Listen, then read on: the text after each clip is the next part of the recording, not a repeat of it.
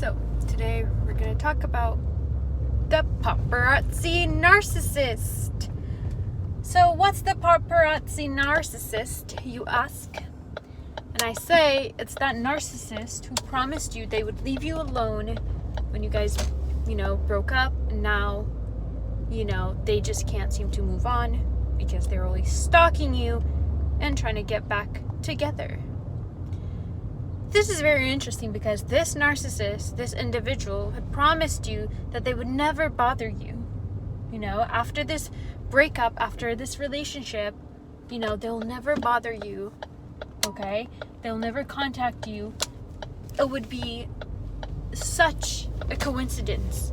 It would be such an unusual event, actually, if they ever do contact you. That's what they promise. But then, maybe even after years and years of no contact from your side, they just, pop back up, just casually, like nothing ever happened, because nothing really happened in their eyes, right? So, you're wondering, like, what is going on? I've moved on, right?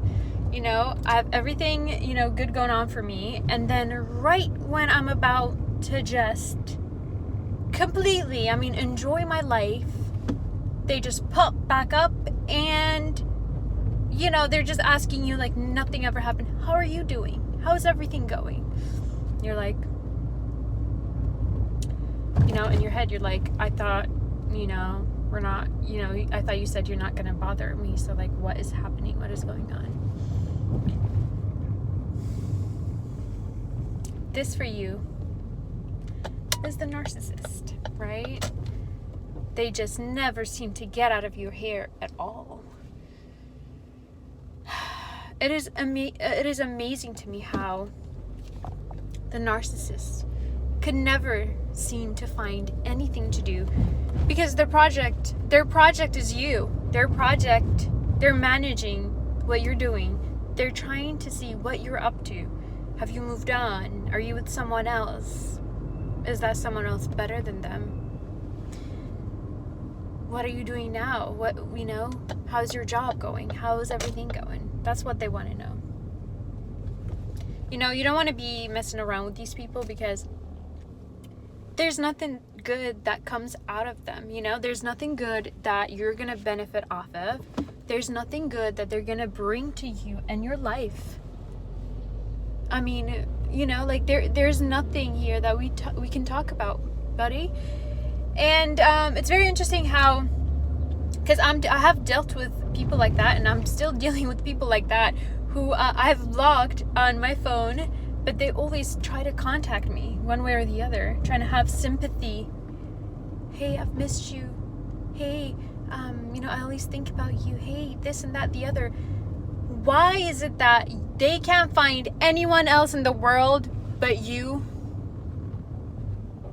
There's a bunch of other people that you can be with. Why are you still contacting me? Why are you still trying to get in touch with me? I've moved on. I'm doing great. And it's just, hey, at least we're famous, right? In the eyes of the narcissist. But to keep that fame, which is to keep your peace and sanity, is to completely ignore them. And when you do completely ignore them, it is one of their pet peeves. They need attention. They crave attention. They must get attention. They deserve attention in their eyes because they're unique. Because they are so interesting. In fact, there's nothing interesting about them at all. There's nothing interesting about them. And it's really, really funny to me how they think that there is something interesting about them. They never added anything to your life when you guys were together. They never brought anything to the table. They don't have any hobbies. Have you ever looked back on your relationship with a narcissist? Have you ever felt that like weird feeling of like not knowing them and not knowing who they really are? Yeah, I have. They're just empty vessels, right? They're just empty. They're running low on gas all the time. They need to suck out of you the energy that you have, that you bring to the table. And they are surviving off of your creativity, off of your energy, off of who you are. They're just copying and pasting themselves throughout this life. And I think what really annoys me about the narcissist is they always come back. It's like they never leave, and then the whole dynamic in their mind is that they owe you. Like, they own you. They feel like they own you, right? They can just pop back up whenever they want to and disappear. That's what they think. That is what really makes me laugh, because it's like they know they have no control over you once you've moved on.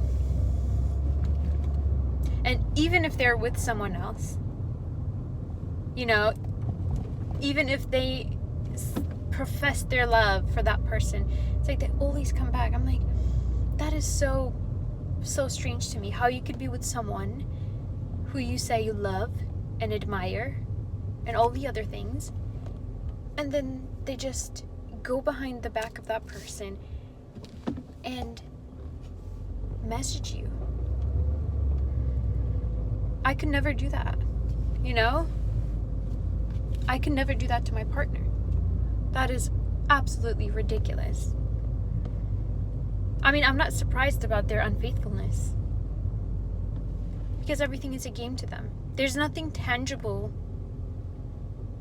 about them and in the relationships that they get into. And I'm not surprised about that. But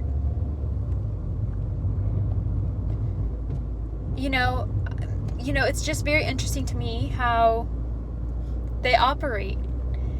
They are really, really bizarre individuals that I have never seen, ever. They're popping back up because you've moved on. They're popping back up because they're scared that you actually have moved on, that, it could be even 5 years, 10 years. They're going to check up on you once in a while, in a couple of years, just to see where you stand, just to check out your temperature. And this is a very interesting thing for me, because I don't know, it's just very, very interesting how they think that they can pop back up and try to control you back in and reel you in. It's really funny. So I would just say, congratulations that you're being hoovered back in, because that means you are successfully moving on and you have moved on, and there is nothing that could stop you from that. You're glowing, you're learning, you're changing, you're progressing, you are expanding, you are